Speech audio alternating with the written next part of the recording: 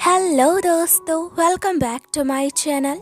तो आज मैं एक्सप्लेन कर रही हूँ एक new Chinese drama fall in love again, जो कि 2024 में ही रिलीज हुई है। ये कहानी काफी इंटरेस्टिंग होने वाली है क्योंकि इसमें हमें एक क्यूट से बेबी बॉय को भी दिखाया जाएगा। कहानी की शुरुआत हमारी फीमेल लीड लू मियान से होती है। मियान आज बहुत ही खुश होती है क्योंकि उसकी शादी है। उसकी शादी समुद्र के बीच शिप पे हो रही है। तभी शिप का पायलट आकर बताता है कि दूल्हा अब तक नहीं आया है, न ही उसकी शिप कहीं नजर आ रही है। इससे तो मियान बहुत ही हैरान हो जाती है और वो जल्दी से अपने फियांसे युनकाई को कॉल करती है कि वो अब तक वापस क्यों नहीं आया, और युनकाई उसका कॉल रिसीव नहीं करता। इससे मियान और भी ज्यादा परेशान होने लगती है क्योंकि कुछ ही देर में उसकी शादी के सारे रिचुअल्स शुरू होने वाले हैं। और अब मियान बाहर आती है, तभी एक लड़की सॉन्ग उसे जाकर हाई करती है। मियान के देखने से लगता है कि वो सॉन्ग को यहाँ एक्सपेक्ट नहीं कर रही है। सॉन्ग मियान को कहती है कि युनकाई तुमसे शादी नहीं करेगा, न ही आज वो यहाँ आने वाला है। मियान कहती है क्या बकवास कर रही हो। सॉन्ग कहती है तुम्हें क्या लगता है कि तुम्हारी जैसी लड़की को युनकाई की फैमिली एक्सपेक्ट करेगी? कभी तुम्हें एक्सेप्ट ही नहीं करेंगे। यहाँ तक कि तुम तो युनकाई को भी ठीक से नहीं जानती। तुमने उसकी जिस फैमिली से मिली थी वो सब एक्टर्स थे जिसे कि युनकाई ने हायर किया था। और अगर तुम्हें यकीन नहीं है तुम देख सकती हो कि शादी में युनकाई नहीं आया है। ये सारी बातें सुनकर तो मियान पूरी तरह से शॉक रह जाती है। और अब हमें फ्लैशबैक का सीन दिखाया जाता है कि हमारा मेन लीड युनकाई है। युनकाई और मियान लंबे टाइम से एक दूसरे को डेट कर रहे हैं और इसके बाद इन दोनों ने शादी का फैसला किया होता है। और यहाँ पता चलता है कि इन दोनों का एक बेबी भी है। मियान अपने शादी को लेकर बहुत ही एक्साइटेड होती है। युनकाई मियान को कहता है कि वो कुछ देर के लिए बाहर जा रहा है। वो मियान को आराम करने को कहता है। तब कुछ देर बाद मियान युनकाई को कॉल कर दिया तो फोन कोई लेडी रिसीव कर दिया जो कि शौक होती है। वो मियान को कहती है ये फोन जिसका भी है इसे लेकर जाओ क्योंकि ये उससे छूट गया है। मियान कहती है मेरे बॉयफ्रेंड का फोन है, मैं उसे लेने आ रही हूँ। अब मियान यहाँ फोन लेने आती है तो देखती है सॉन्ग बहुत ही रिच फैमिली से बिलोंग करती है। यहाँ की रियलिटी देख कर तो मियान पूरी तरह से हैरान होती है और उसे थोड़ी घबराहट भी हो रही थी। सॉन्ग मियान को कहती है तुम अंदर जाकर अपना फोन ले सकती हो। तो यहाँ तो मियान युनकाई को देखकर हैरान होती है। कहती है क्या तुम खुद ही अपना फोन लेने यहाँ आ गए? युनकाई यहाँ मियान को देखकर परेशान हो जाता है। मियान को कहता है मैंने फोन ले लिया है। युनकाई समझ गया था कि सॉन्ग ने जानबूझकर उनके बहाने यहाँ मियान को बुलाया था। युनकाई मियान को कहता है कल हमारी शादी होने वाली है, तुम्हें घर जाकर आराम करना चाहिए। युनकाई सबको मियान की नजरों से छुपा रहा होता है। और अब कहानी फिर से प्रेजेंट में आ जाती है। सॉन्ग मियान को कहती है युनकाई तुमसे कभी शादी नहीं करेगा क्योंकि उसकी फैमिली उसे कभी अलाउ नहीं करेगी। यही वजह है कि आज वो शादी में नहीं आया है, तो उससे शादी के सपने देखना बंद कर दो। पर इन सारी बातों से तो मियान का दिल पूरी तरह से टूट जाता है। उसे लग रहा है जैसे उसकी पूरी लाइफ खत्म होने वाली है। युनकाई से वो बहुत ही प्यार करती है, यहाँ तक कि उन दोनों का एक बेबी भी है। मियान पूरी तरह से सदमे में होती है। तभी सिपर से पैर फिसल जाने से वो पानी में गिर जाती है। इधर नेक्स्ट डे युनकाई को पता चलता है कि मियान की तो मौत हो चुकी है पानी में गिरने की वजह से, पर वो इस बात को मानने को तैयार नहीं था। वो मियान से बहुत ही प्यार करता था। और अब कहानी 6 सालों आगे दिखाई जाती है। यहाँ हम युनकाई को देखते हैं जो कि आज भी मियान से बहुत ही प्यार करता है, उसके साथ बिताए पलों को याद कर रहा होता है। तभी यहाँ युनकाई का भाई मिस्टर लू और सॉन्ग आ जाता है। ये दोनों ही युनकाई को जल्दी तैयार होने को कहते हैं वरना वो पार्टी में लेट हो जाएगा। युनकाई कहता है तुम दोनों जा सकते हो, मैं मेरी फिक्र करने की जरूरत नहीं है। लू कहता है भाई आप जानते हैं ना, अगर आज आप पार्टी में लेट हुए तो फादर बहुत ही गुस्सा होंगे। तो अभी युनकाई तैयार होने को चला जाता है। इधर पार्टी का सीन देखते हैं। युनकाई की कुछ मॉडल्स के साथ तस्वीरें ली जा रही थी। वो मॉडल उसके कुछ ज्यादा ही करीब जा रही होती है और ये युनकाई को बिल्कुल अच्छा नहीं लगता। फिर भी वो कोऑपरेट करता है। ये मॉडल युनकाई को कहती है कैसा रहेगा आज रात हम डिनर के लिए चले। युनकाई कहता है कि नहीं मैं नहीं जा सकता, मुझे अपने बेटे का ख्याल रखना है, वो बहुत ही छोटा है। और अब यहाँ एक क्यूट से बेबी बॉय को देखते हैं। इसका नाम टोनी होता है जो कि मियान और युनकाई का बेटा है। सब लोग उससे बहुत ही प्यार करते हैं, वो है भी बहुत क्यूट। और तभी पार्टी में एक लेडी की एंट्री होती है जो कि बिल्कुल मियान की तरह ही दिख रही होती है। उसे देखकर तो सब लोग हैरान होते हैं। युनकाई कहता है क्या ये वही है? लू कहता है ये वो कैसे हो सकती है? तो कहती है बस इसका चेहरा मियान की तरह है। आज के इस इवेंट में एक बहुत ही फेमस डिजाइनर हेल्सन की एक ड्रेस को नीलाम किया जाना है और जो मनी होगी उसे चैरिटी में दिया जाना है। और ये लड़की टिया है जिसने उस ड्रेस को पहना हुआ है। वो बहुत ही नर्वस फील कर रही होती है। इसके ड्रेस पे एक कीड़ा होता है जिसे कि ये लड़की हटा देती है। तो टिया उसे थैंक्स करती है। उसकी ड्रेस थोड़ी खराब हो गई थी। ये लेडी कहती है अगर तुम चाहो तो मैं तुम्हारी ड्रेस को ठीक कर सकती हूँ। टिया कहती है ड्रेस बहुत ही महंगी है और मैं आपका ब्लेम नहीं कर रही। फिर भी ये लेडी कहती है तुम्हें पेबैक करना चाहती हूँ। ये देखकर यहाँ सॉन्ग आती है। कहती है तुम्हें लगता है तुम इस ड्रेस को अफोर्ड कर पाओगी? बहुत ही फेमस डिजाइनर हेल्सन की बनाई ड्रेस है। बहुत ही रिच फैमिलीज भी बड़ी मुश्किल से उसके डिजाइन को हासिल कर पाते हैं। और इन दोनों के बीच आर्गुमेंट चल ही रहा होता है। तभी यहाँ फेमस डिजाइनर हेल्सन का नाम अनाउंस किया जाता है। सब लोग तो देखकर हैरान हो जाते हैं क्योंकि ये लेडी कोई और नहीं बल्कि हेल्सन है। पार्टी का पूरा अटेंशन हेल्सन पे होता है। पर ये देखकर तो युनकाई पूरी तरह से हैरान होता है। अब पार्टी में स्ट्रेस की बोली लगाई जाती है। सॉन्ग एटीट्यूड देते हुए स्ट्रेस की सबसे ज्यादा बोली लगा दी है। यहाँ हेल्सन स्माइल कर रही होती है। सॉन्ग सबसे ज्यादा बोली लगाकर उस ड्रेस को हासिल कर लेती है। हेल्सन उसे थैंक्स करती है सबसे ज्यादा बोली लगाने के लिए। इधर युनकाई हेल्सन के बारे में सर्च कर रहा होता है। पता चलता है हेल्सन को आज तक किसी ने नहीं देखा था। अब वो हेल्सन के पास जाता है और अपना इंट्रो देता है। युनकाई को यहाँ हेल्सन पे शक है कि ये मियान है और वो इस बात को कंफर्म करना चाहता है। युनकाई को हेल्सन पे शक होता है। वो उसे एग्जामिन करने के लिए बाकी लेडी को इस बात को कंफर्म करना चाहता है। युनकाई को हेल्सन पे शक होता है। वो उसे एग्जामिन करने के लिए बाकी लेडीज ने जो ड्रेसेस पहनी है उसके डिजाइन के बारे में बताने को कहता है। और यहाँ हेल्सन उन डिजाइन को बहुत ही अच्छे से एक्सप्लेन कर रही होती है। और यहाँ फ्लैशबैक में दिखाया जाता है मियान एक टॉय डिजाइनर होती है। युनकाई कहता है तुम अपने वेडिंग ड्रेस खुद ही डिजाइन करना। चाहता हूँ वेडिंग ड्रेस में तुम सबसे ज्यादा खूबसूरत दिखो। पर मियान कहती है मैं तो एक टॉय डिजाइनर हूँ, भला अपनी वेडिंग ड्रेस कैसे डिजाइन कर सकती हूँ। अब हेल्सन युनकाई को कहती है क्या हुआ मिस्टर, आप मुझे देखकर खुश नहीं है? अब इधर सॉन्ग को देखते हैं कि हेल्सन की पार्टी में आने की वजह से बहुत ही अपसेट होती है क्योंकि युनकाई का सारा अटेंशन उस पे था। अपना गुस्सा निकालने के लिए इसे को पटकना चाहती है और वो बहुत ही महंगे होते हैं इसलिए रुक जाती है। बस पिलो पटक कर ही अपने गुस्से को शांत कर लेती है। अब इधर युनकाई टोनी के हाथों में एक ब्रेसलेट पहनाता है। उसे हेल्सन की तरफ इशारा करता है। कहता है देखो वो आपकी मॉम रही, जाकर अपने मॉम से मिलो। टोनी भी भागते हुए हेल्सन के पास आता है और उसे मॉम कहता है। हेल्सन कहती है आप बहुत ही क्यूट हो पर आप मुझे मॉम नहीं कह सकते। टोनी कहता है पर आप बिल्कुल मेरी मॉम की तरह दिखती हो। हेल्सन टोनी को बहुत ही गौर से देख रही होती है कि ये मियान ही होती है। अपने मन में ही कहती है बेटा आज आप मेरे सामने हो पर मॉम को माफ कर दो, आपको गले भी नहीं लगा सकती। पर मैं आपको प्रॉमिस करती हूँ मैं जल्दी आपके पास वापस आ जाऊंगी। टोनी यहाँ मियान को हक कर लेता है। फिर उसके हाथों से ब्रेसलेट टूट जाती है। उसे उठाने में मियान उसकी हेल्प कर रही होती है। इधर दूर से युनकाई ये सब देख रहा होता है। वो मियान के हर एक एक्सप्रेशन को नोट कर रहा था। वो जानता है कि अगर ये मियान रही तो अपने बेटे को देखकर वो खुद को नहीं रोक पाएगी। यहाँ फ्लैशबैक का एक सीन दिखाया जाता है जहाँ मियान के हाथों में काफी बड़ी चोट लग गई थी जिस वजह से उसने टॉय डिजाइनिंग को छोड़ दिया था। इधर युनकाई थोड़ा परेशान होता है। लू कहता है भाई आप बेकार में ही परेशान हो रहे हैं। अगर वो आपकी मियान होती बताइए तो क्या वो अपने सामने अपने ही बच्चे को देखकर खुद को रोक पाती? पर उस हेल्सन ने तो टोनी को ऐसे ट्रीट किया जैसे कि वो उससे पहली बार मिली हो और वो उसे जानती तक नहीं। भाई वो मियान कैसे हो सकती है? मियान की मौत तो 6 साल पहले ही पानी में डूबने से हो गई थी। यहाँ दिखाया जाता है 6 सालों पहले युनकाई ने मियान को ढूंढने की बहुत कोशिश की थी पर उसे तो मियान की बॉडी तक नहीं मिली और इसी वजह से युनकाई के मन में थोड़ी सी उम्मीद है कि मियान अब भी जिंदा है। इधर लुई युनकाई को कहता है अगर आप उस हेल्सन में इंटरेस्टेड हैं तो हम उसे पैसा ऑफर करेंगे। वो आपसे मिलने के लिए तैयार तो हो ही जाएगी। युनकाई कहता है अपनी बकवास बंद करो, मुझे पूरा यकीन है कि वो मियान है और वो वापस टोनी के लिए ही लौट कर आई है।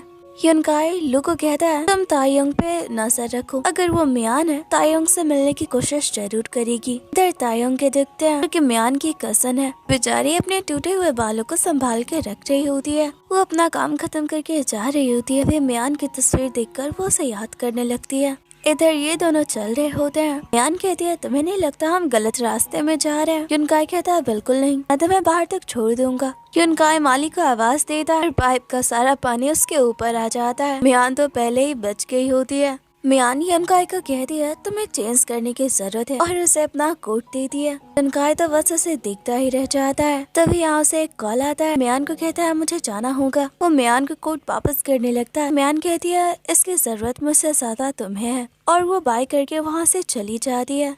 यहाँ एक आदमी जाओ पहले से ही कार में मियान का वेट कर रहा होता है। मियान कहती है पार्टी में सब कुछ अच्छे से हो गया। जाओ कहता है नहीं तुम अपने बेटी को देखकर इमोशनल तो नहीं हुई? अगर युनकाई को तुम पर शक हुआ तो? मियान कहती है उसे ऑलरेडी मुझ पर शक है पर तुम चिंता मत करो। जाओ कहते हैं युनकाई तुम्हारा पहला प्यार है, तुम्हारे बच्चे का फादर भी। नहीं तुम दोबारा उसके प्यार में पड़ गई तो तुम्हें याद है ना हमें उससे बदला लेना है। मियान कहती है ऐसा कुछ नहीं होगा और ऐसे के और यहाँ देखते हैं कि इन दोनों की कोई तस्वीरें ले रहा होता है।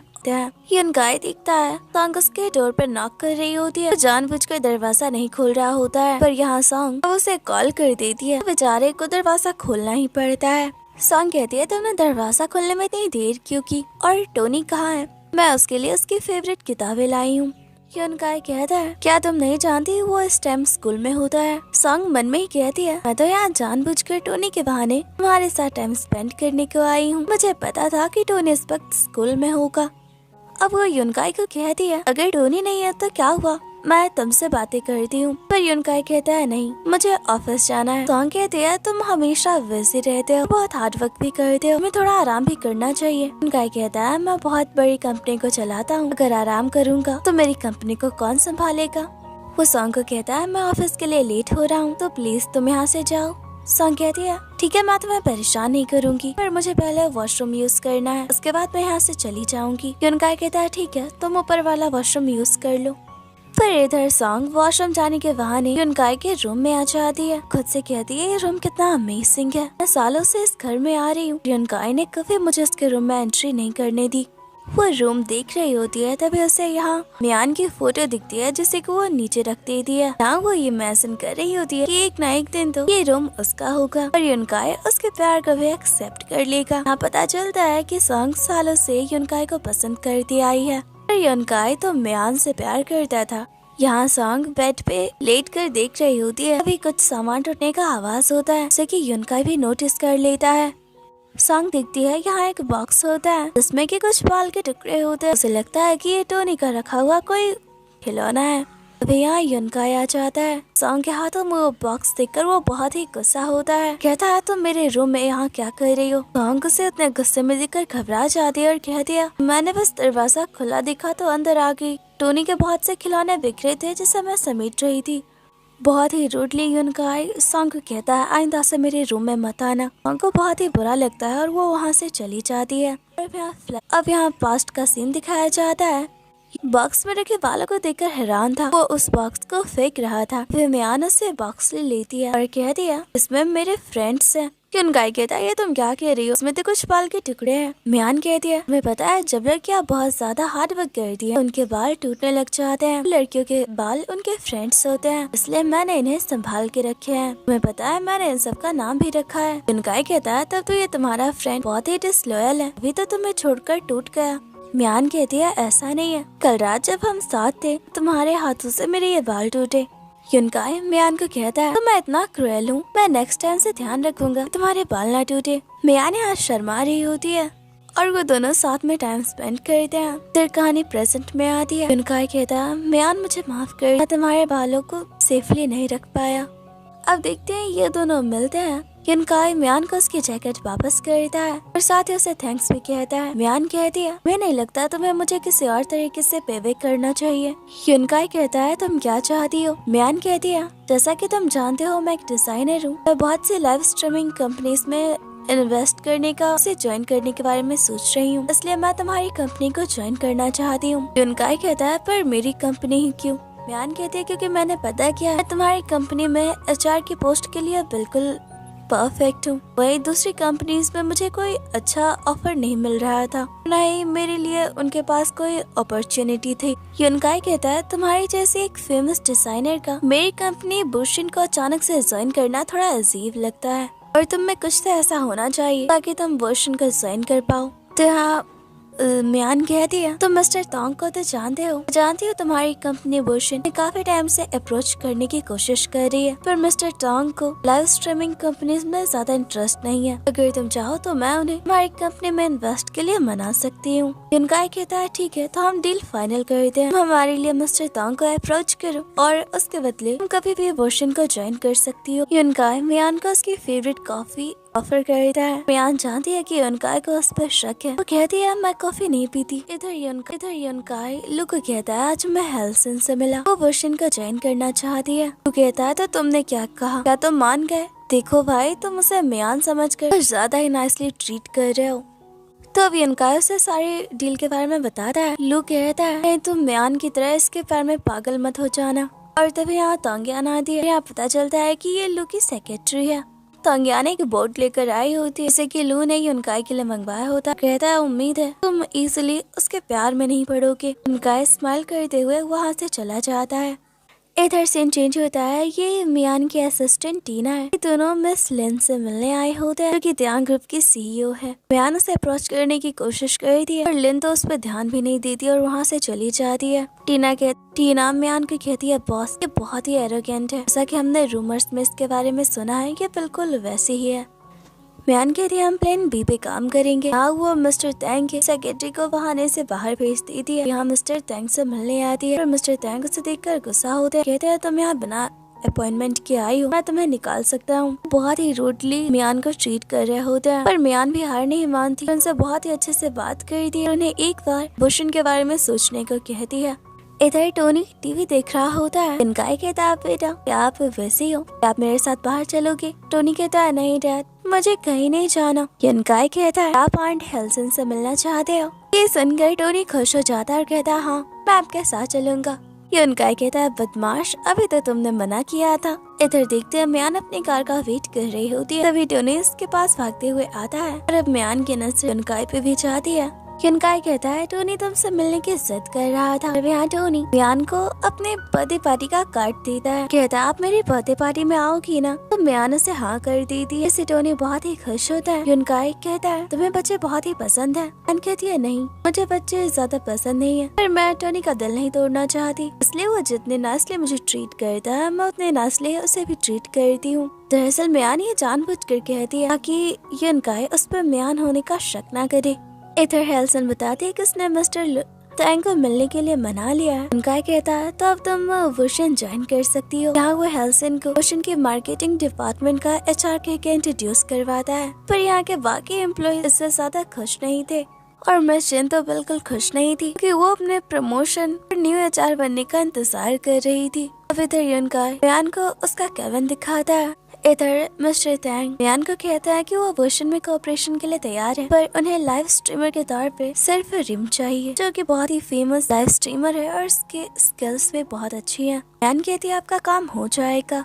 इधर टीटी म्यान को कहती है चरण से तो हमारा कांटेक्ट भी नहीं हो पा रहा है, तो वो लाइव स्ट्रीमिंग में कैसे आएंगे? अगर वो नहीं आए मिस्टर तैंग कोलैबोरेशन से इनकार कर देंगे। म्यान कहती है तुम इसका फिक्र मत कर। इधर युनकाई देर रात तक काम कर रहा होता है। अब घर जाने लगता है तो सामने देख म्यान अभी काम कर रही है। अब यहाँ पास्ट का मोमेंट दिखाया जाता है। म्यान अपने ऑफिस में छुपी होती है, तभी यहाँ युनकाई आता है और उसे हक कर लेती है। दरअसल म्यान को अंधेरे से बहुत ही डर लगता है। म्यान कहती है मुझे लगा तुम नहीं आओगे। युनकाई कहता है मैं जानता हूँ तुम्हें डार्क से बहुत डर लगता है, भला मैं तुम्हारे पास क्यों नहीं आता? युनकाई उन बातों को याद करके स्माइल कर रहा होता है। अब उसके दिमाग में आइडिया आता है। यहाँ वो फिर से हेल्सन को चेक करने की कोशिश करता है, कहीं ये उसकी गर्लफ्रेंड म्यान तो नहीं। वो जानबूझकर लाइट कट्स करवा देता है। यहाँ म्यान को अंधेरे से डर तो लग रहा था, वो जानती है कि ये युनकाई की प्लानिंग है। वो खुद के इमोशंस पे काबू रखती है। युनकाई उसे बहुत डरावनी स्टोरीज भी सुनाता है, उसे बहुत डराने की कोशिश करता है, पर म्यान नहीं डरती। यहाँ वो युनकाई को कहती है मुझे नहीं लगता था कि तुम्हारा जैसा इंसान अब भी भूत वाली चीजों पे यकीन करता है। और तभी वॉशरूम से बहुत ही अजीबोगरीब साउंड्स आ रहे होते हैं, और इससे तो म्यान सच में डर जाती है।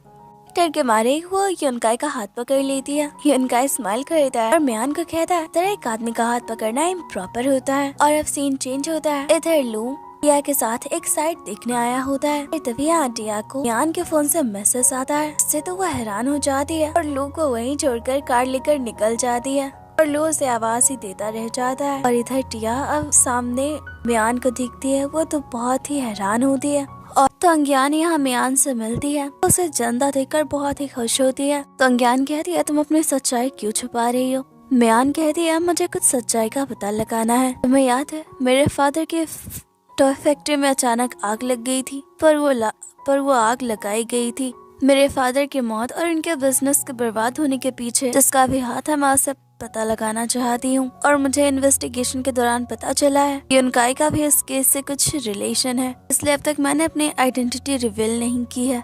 साथ ही मियान बताती है जब वो पानी में गिरी थी तो जाओ ने उसकी जान बचाई थी। वो तो अपने जीने के सारे उम्मीद छोड़ चुकी थी, पर जाओ ने उसे मोटिवेट किया, हमेशा उसका साथ दिया, उसका अच्छे से ख्याल रखा। तो अंज्ञान कहती है तुम जानती हो ना, जाओ युनकाई का राइवल है, वो उसे रिप्लेस करना चाहता है। मियान कहती है दोनों बातें अलग अलग है। मियान तो अंज्ञान को कहती है तुम्हें मेरे लिए लू पे नजर रखनी होगी ताकि मैं पता कर पाऊँ लू और युनकाई मुझसे क्या छुपा रहे हैं, उनका मेरी फादर की मौत और फैक्ट्री में आग लगने से क्या रिश्ता है।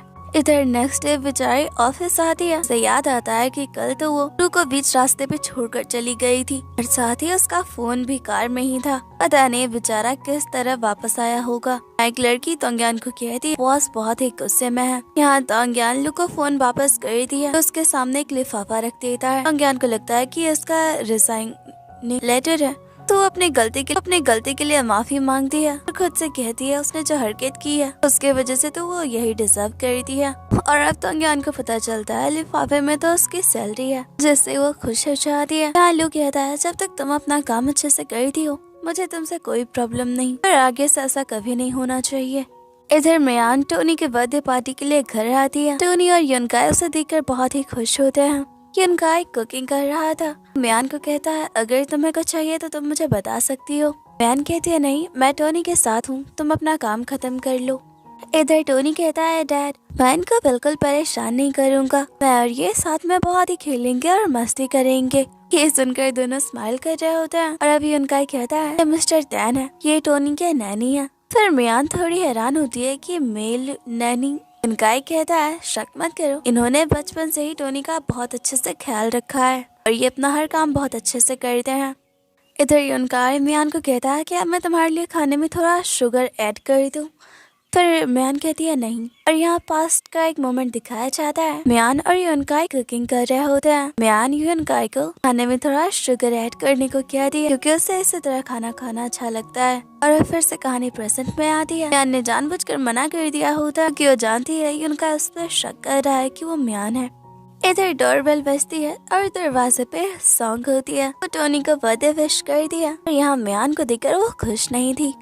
अब युनकाई भी बाहर आता है। वो टोनी को कहता है मियान को पूरा घर दिखाने को और सॉन्ग से केक ले लेता है। सारे लोग चले जाते हैं। बेचारे सॉन्ग को बहुत ही बुरा लगता है, कोई उसे अटेंशन नहीं दे रहा। इधर टोनी अपने सारे खिलौने मियान को दिखा रहा होता है। वे सॉन्ग से हाथ लगाती है और खिलौना उसके हाथों से टूट जाता है। और अब तो यहाँ टोनी रोना शुरू कर देता और मियान को कहता है खिलौने मेरी मॉम ने मेरे लिए बनाए थे, डैड हमेशा इसे संभाल के रखते हैं। सॉन्ग टोनी को कहती है मैंने वो जानबूझकर नहीं किया, प्लीज मुझे माफ कर दो, मैं तुम्हारे लिए नए खिलौने ले आऊंगी। अब मियान सॉन्ग को रूम से बाहर जाने को कहती है। सॉन्ग कहती है मैं तुम्हारा ऑर्डर फॉलो क्यों करूं। मियान कहती है क्योंकि तुम मुझसे एज में छोटी हो। उसे रूम से बाहर कर देती है। और अब इधर मियान टोनी को कहती है आप बुरा मत फील करो, ये टॉयज आपकी मॉम ने आपके लिए बहुत प्यार से बनाए थे, पर टॉय के टूटने के बाद भी उनका प्यार आपके लिए बिल्कुल सेम है। मियान देखती है ये सारे टॉय डिजाइन्स वही है जिन्हें कि उसने सालों पहले डिजाइन्स किए थे। वह हैरान थी कि युनकाई उसकी इतनी केयर करता था। उसके बनाए डिजाइन्स जो अप्रूव नहीं हुए थे जो मार्केट में आ चुके हैं और सिर्फ युनकाई की वजह से। और अब सॉन्ग भी यहाँ रूम में आ जाती है। टोनी कहता है कैसा रहेगा आप दोनों मेरे साथ हाइड एंड सीक खेले। सॉन्ग को 10 तक गिनने को कहता है और खुद मियान के साथ बाहर छुपने के लिए चला जाता है। इधर युनकाई कपड़े चेंज करने आता है। तो जैसे ही कबट खोलता है इन दोनों को तो देखकर हैरान होता है। मियान कहती है आवाज मत करना, हम दोनों हाइड एंड सीक खेल रहे थे। युनकाई उसकी तरफ हाथ बढ़ाता है और यहाँ ये दोनों काफी क्लोज आ जाते हैं। यहाँ टोनी की भी आंखें खुल जाती है और वो दोबारा सो जाता है। यहाँ देखते हैं मियान टोनी को बहुत ही प्यार से सुला रही होती है। युनकाई भी ये बात नोटिस कर रहा था। युनकाई कहता है टोनी आज सुबह से ही तुमसे मिलने के लिए बहुत ही एक्साइटेड था, इसलिए ये सुबह ठीक से सोया भी नहीं था और देखो अब उसकी आंखें लग गई। युनकाई कहता है मैं ब्लैंकेट लेकर आता हूँ, पर म्यान कहती है मैं खुद लेकर आती हूँ। इधर देखते हैं म्यान यहाँ कुछ सबूत ढूंढने आई होती है और वो नोटिस कर लेती है कि यहाँ कैमरा है। युनकाई ने उस पर नजर रखी हुई है, एकदम नॉर्मल सा ही बिहेव कर दिया ताकि युनकाई को उस पर शक ना हो। और अब इधर ये सब खाना खा रहे होते हैं। सॉन्ग तो म्यान से बहुत ही गुस्सा होती है, वो जानबूझकर यहाँ अपना एक्सपेंसिव फोन दिखा रही होती है। तो म्यान कहती है ऐसा फोन तो मेरी ग्रैंडमा यूज करती थी। ये सुनकर युनकाई स्माइल कर रहा होता है और अब सीन चेंज होता है। सॉन्ग म्यान को कहती है क्या तुम भूल गई हो तुम्हें लाइव स्ट्रीमर रिम को बुलाना था, अगर आज वो लाइव स्ट्रीमिंग के लिए नहीं आई तो मिस्टर टैंक हमारे साथ कॉन्टेक्ट साइन नहीं करेंगे। म्यान कहती है तुम इसकी फिक्र मत करो। और यहाँ देखते हैं लाइव स्ट्रीमिंग म्यान खुद ही कर रही थी क्योंकि वही लाइव स्ट्रीमर रिम है। ये देखकर तो सारे लोग शॉक थे, इसके पास कितने सारे टैलेंट है। अब यहाँ ऑफिशियली मिस्टर टैंक वर्जन के साथ कोलैबोरेशन के लिए कॉन्ट्रैक्ट साइन करते हैं। इधर लू युनकाई पे बहुत ही गुस्सा होता है और कहता है कुछ दिनों पहले ही तुमने हेल्सन को HR अपॉइंट किया था और अब तुम मुझसे प्रमोट करके वर्जन की वाइस प्रेसिडेंट बना रहे हो। तुम्हें नहीं लगता तुम उस पर कुछ ज्यादा ही भरोसा कर रहे हो। युनकाई कहता है मैंने उसकी वर्क एबिलिटी देखी है और इसी वजह से मैंने उसका प्रमोशन भी किया है। जहाँ तक भरोसे की बात रही, मुझे पूरा यकीन है कि वो मेरे म्यान ही है। उसका टोनी से जो अटैचमेंट था वो सिर्फ म्यान का ही हो सकता है। इधर हेल्सन के प्रमोशन से पूरे ऑफिस में कोई भी खुश नहीं होता, उसके बारे में बुरा बात कर रहे होती। 2 दिनों में आते ही उसने CEO को प्रेस करके प्रमोशन हासिल कर लिया। युनकाई और म्यान ये दोनों ये बातें सुन लेते हैं और युनकाई म्यान को कहता है प्रमोशन तुम्हारी एबिलिटी की वजह से मिला है, तुम्हें इन सबको इग्नोर करना चाहिए। इधर बैंग मिसेस जेन को समझाने की कोशिश करता है कि वो म्यान के साथ बहुत अच्छे से काम करे। इधर तोंग यान म्यान के कहे अकॉर्डिंग युनकाई के अगेंस्ट सबूत ढूंढ रही होती है ताकि उसे टॉय फैक्ट्री से रिलेटेड कुछ मिल जाए। लू उसे ये सब करते हुए देख लेता है।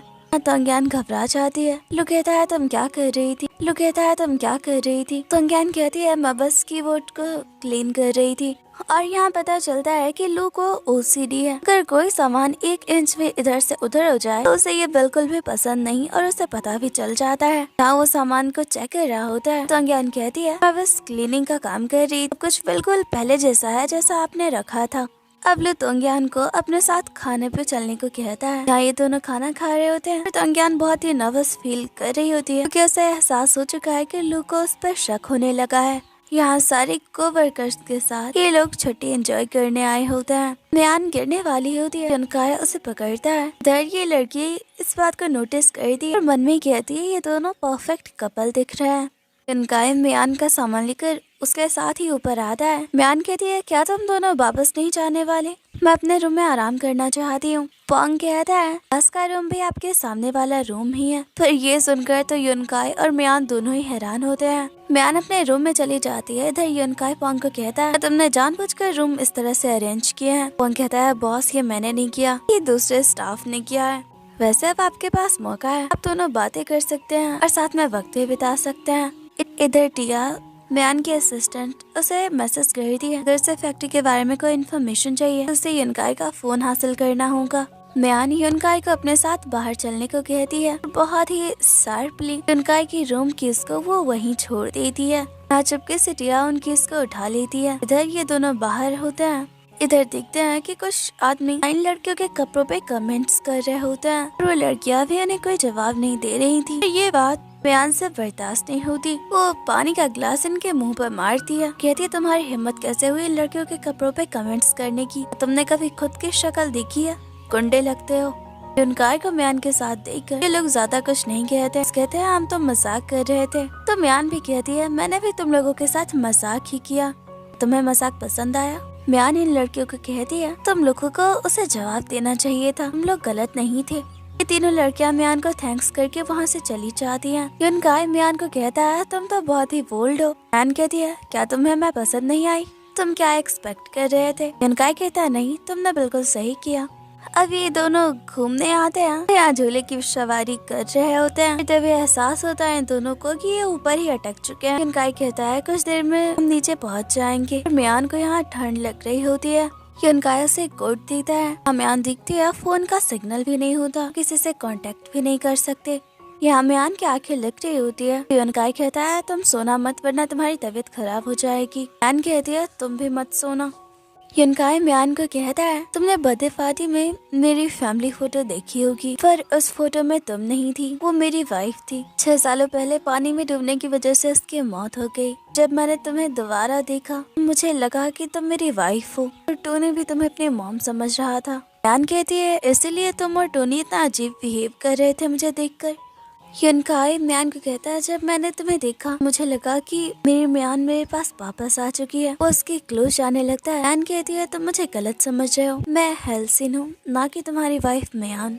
और इत कर ही रहा होता है और इस तरह बहुत देर हो जाती है। यहाँ म्यान की तबीयत खराब होने लग जाती है तो अब युनकाय दरवाजा तोड़ने की हर कोशिश करता है। उसके हाथों में बहुत चोट भी लग जाती है। आखिरकार वो दरवाजा खोल लेता है, म्यान को हॉस्पिटल लेकर आता है। यही जाओ भी अपनी गर्लफ्रेंड को हॉस्पिटल लेकर आया होता है। जाओ की गर्लफ्रेंड उसे युनकाय की तरफ इशारा करके कहती है देखो वो आदमी अपनी गर्लफ्रेंड को कितने अच्छे से ट्रीट कर रहा है और एक तुम हो। अब यहाँ जाओ पूरी तरह से युनकाय की नकल करने लगता है। युनकाय जैसा करता है वो भी बिल्कुल उसी तरह कर रहा होता है। युनकाय तो उस पर ध्यान भी नहीं देता। इधर नर्स युनकाय को बता दिया घबराने वाली कोई बात नहीं है, म्यान बिल्कुल ठीक है, ये बस बेहोश हो गई है, तो बस थोड़ा मेडिसिन की जरूरत है और ग्लूकोज की। युनकाय कहता है हम बारिश में भी भीग गए थे, प्लीज म्यान का फुल बॉडी चेकअप कर दे।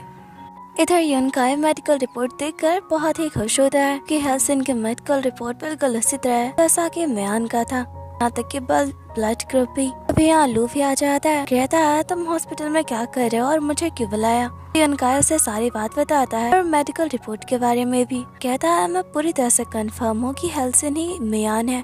यहाँ लुई युनकाय को कहता है अगर वो तुम्हारी म्यान ही है तो वो तुमसे अपना सच क्यों छुपा रही है, खुद अपने बेटे और तुमसे दूर क्यों है। युनकाय कहता है मैं भी ये भाषा तो नहीं जानता हूँ, इसका भी पता लगा लूंगा।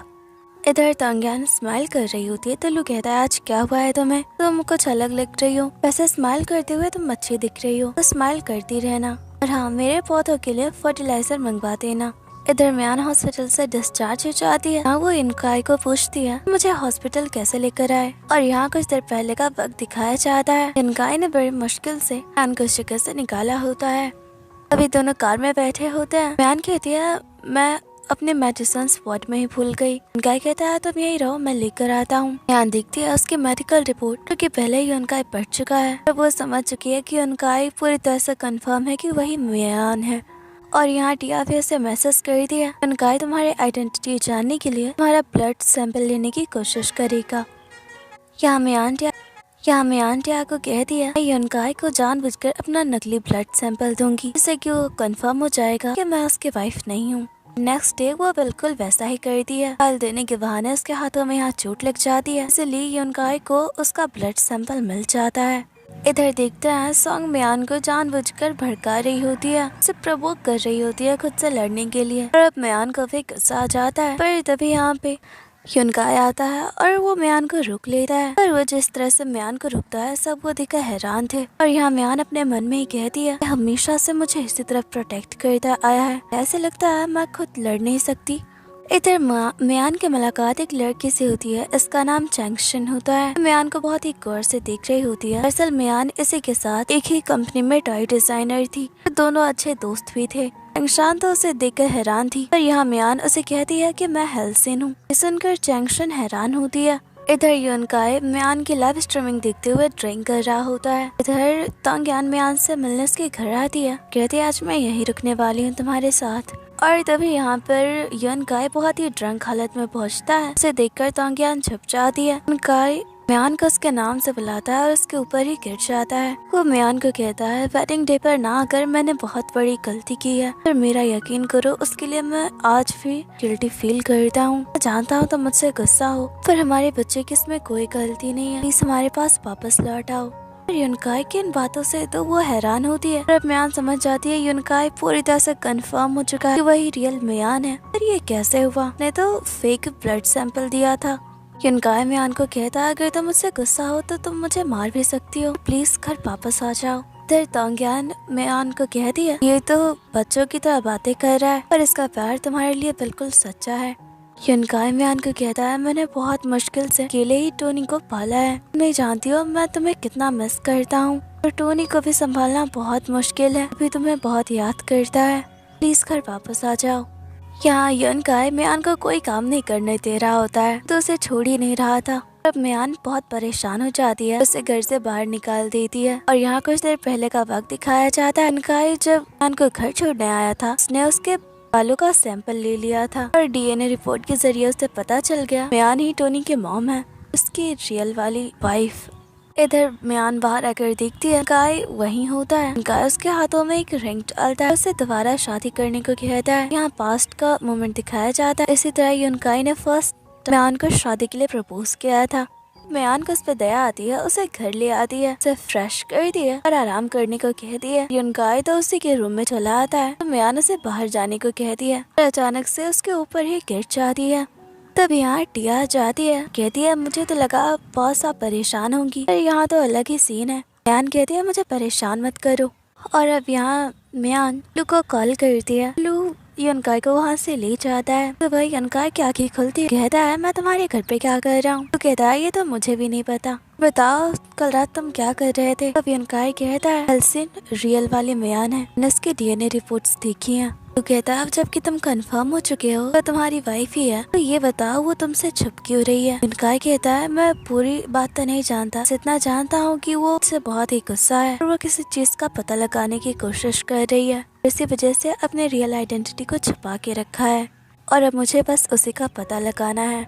इधर म्यान नेक्स्ट डे ऑफिस में अपना काम कर रही होती है। उसे पता चलता है कि युनकाई 2 दिन से ऑफिस नहीं आया है। युनकाई तो यही सोचकर बहुत खुश है कि हलसिन ही म्यान है और वो जिंदा है।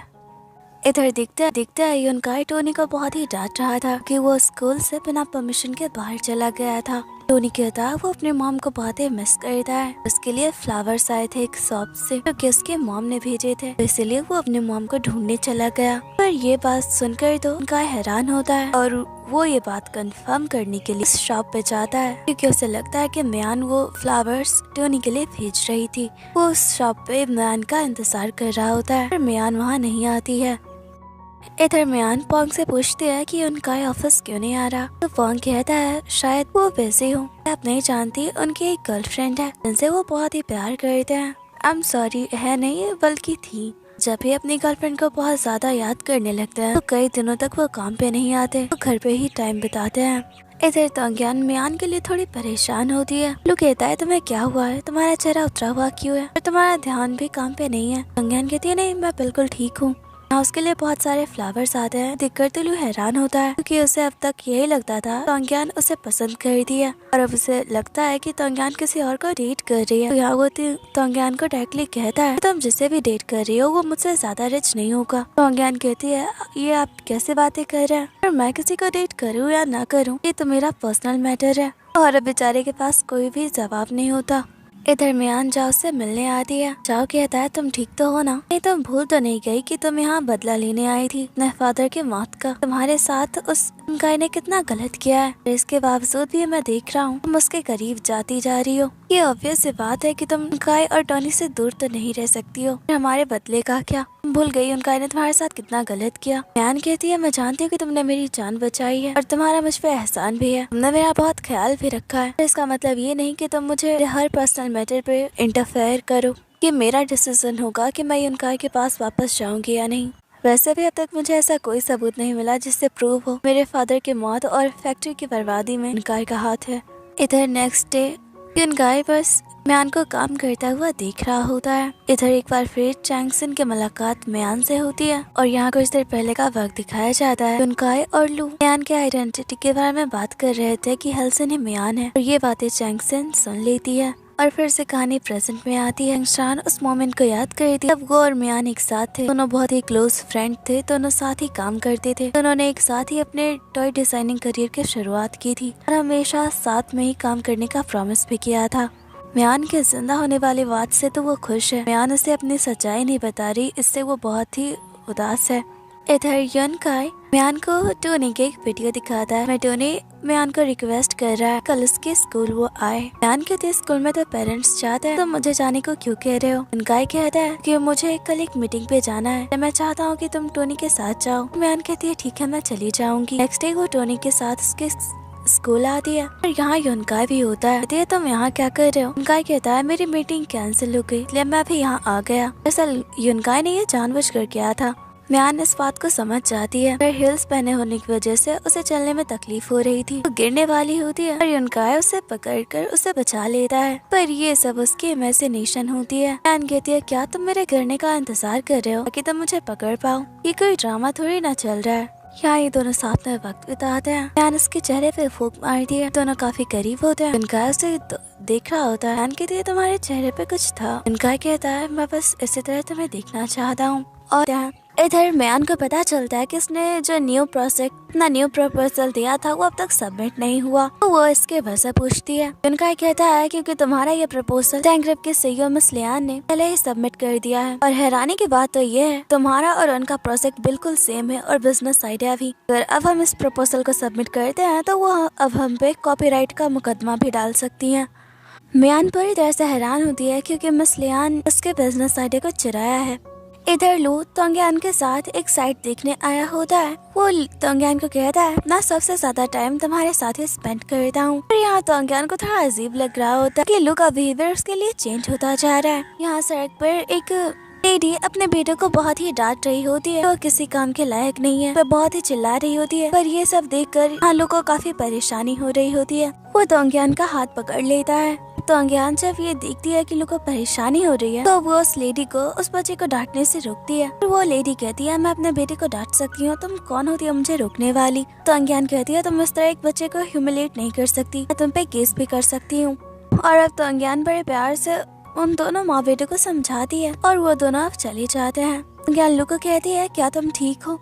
लू कहता है क्या तुम उस बच्चे को बचाने के लिए सच में पुलिस को बुला दी। तोंगयान कहती है नहीं, उसकी जरूरत ही नहीं थी। उस बच्चे को समझने की जरूरत है जब उसकी गलती नहीं है इसके बावजूद अगर उसकी माँ उसे डांट रही है, उसे पीट रही है, तो वो अपनी माँ को रोके उनके गलत बिहेवियर के लिए, ना कि अपनी माँ की ह्यूमिलेशन को बर्दाश्त करे।